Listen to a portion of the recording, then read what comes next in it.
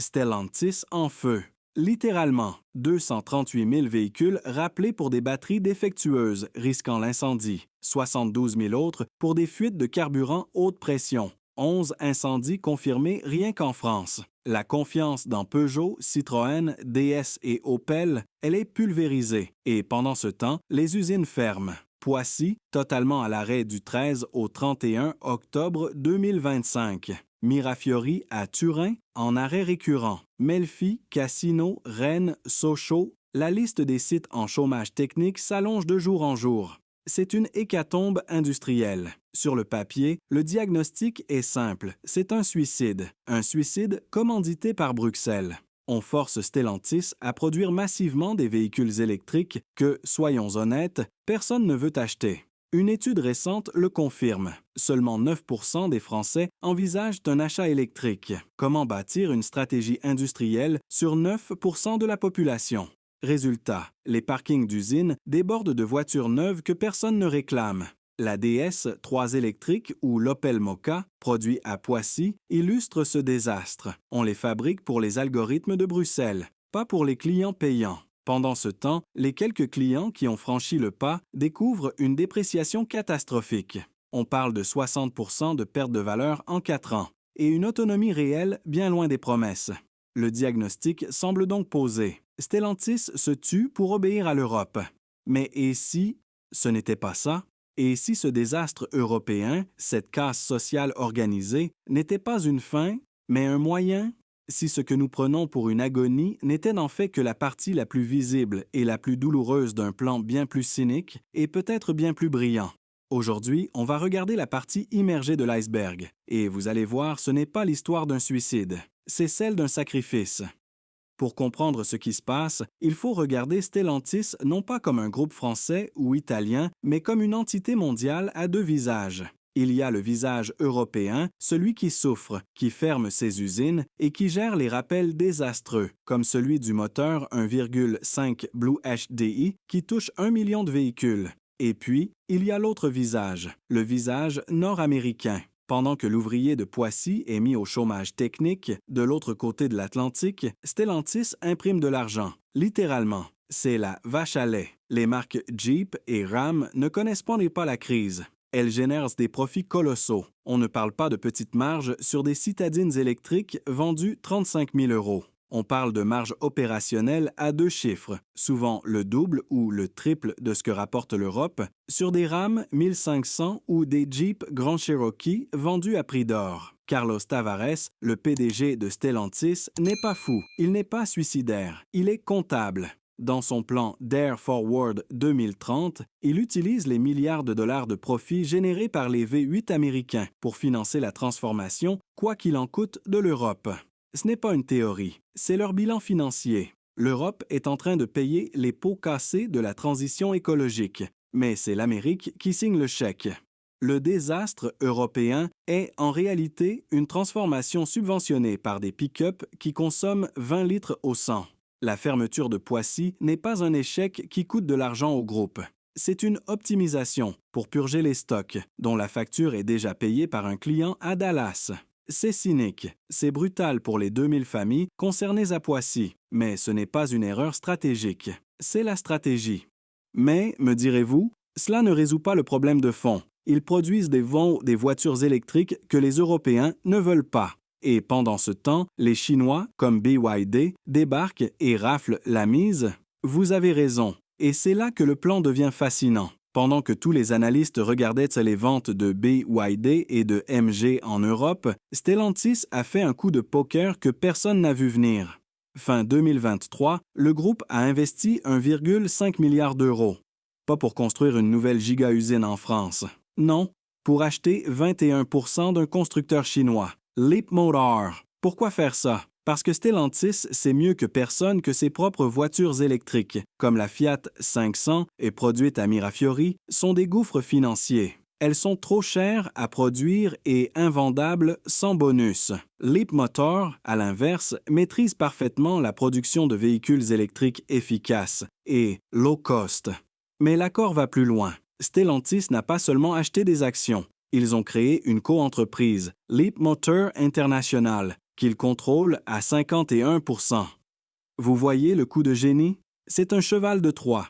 Stellantis ne peut pas battre les Chinois sur le terrain du low cost. Qu'à cela ne tienne, Stellantis va vendre les voitures du chinoises en utilisant son propre réseau de concessionnaires, son marketing et en prenant sa marge au passage. Les premières Leapmotor T03 et C10 arrivent en Europe par leur biais. Ce mouvement résout tous leurs problèmes d'un coup. Bruxelles exige des VE pour respecter les quotas de CO2 et éviter les amendes colossales. Pas de problème, voilà des Leapmotor vendus par nos soins.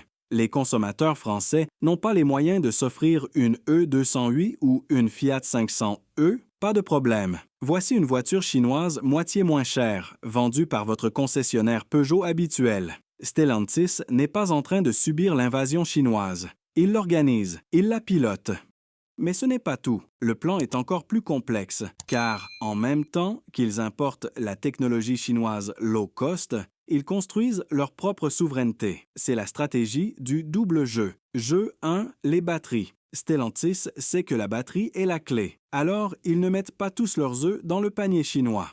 Au contraire, ils cofinancent ACC Automotive Cells Company. Ce sont les giga-usines européennes de batteries. Une à Douvrin en France, une en Allemagne, une à Termoli en Italie. Le plan est simple. Leapmotor pour l'entrée de gamme et les batteries premium Made in Europe d'ACC pour les futurs Peugeot 3008, Alfa Romeo et DS. Ils jouent sur les deux tableaux, le low-cost chinois et le premium européen. Jeu 2, la technologie. Il reste un dernier problème, l'incertitude. Personne ne sait ce que sera le marché en 2035. Est-ce que ce sera 100% électrique, comme le veut Bruxelles, ou est-ce que les politiques, comme BMW, qui jugent cette échéance irréaliste, auront eu raison? Est-ce que la solution, c'est l'hybride simple de Toyota?